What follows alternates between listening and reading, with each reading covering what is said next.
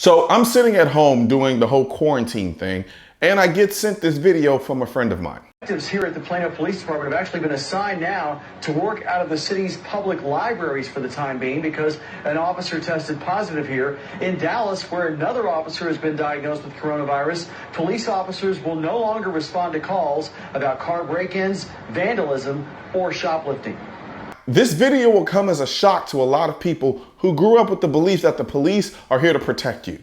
I know a lot of cops, and they're good people, but they do not have a duty to protect you. The Supreme Court literally said this in 1989 in the landmark case of DeShaney v. Winnebago. The court held that the failure by the government workers to protect someone, in this case a 4-year-old boy, from physical violence or harm from another person, in this case his father, did not breach any substantive constitutional duty. Fast forward to 2020 during a pandemic, and police around the country are letting you know that they are not coming. Not because they don't want to, but because they can't. This is a unique situation where they could be infecting you without even knowing it. So they have to triage their calls and go to the most important ones, which means you are on your own for the most part. But this is exactly why we have the Second Amendment. The whole purpose of it was to give power to the people to protect themselves. Can you imagine being in any of the countries around the world where their citizens don't have a right to bear arms and hearing the police say, if you call us, we can't come?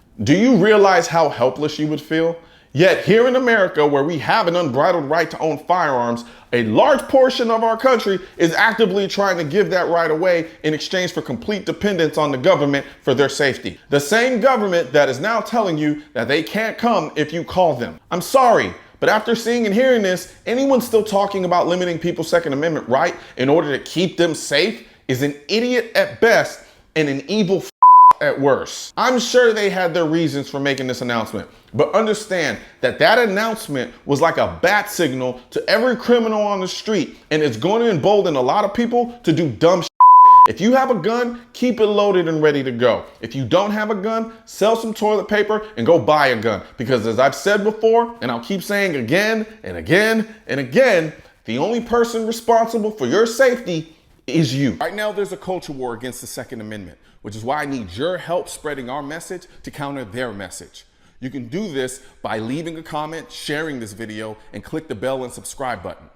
Let my voice be your voice, and let them know you want to keep America tactical, because the right to keep and bear arms shall not be infringed wasn't a suggestion.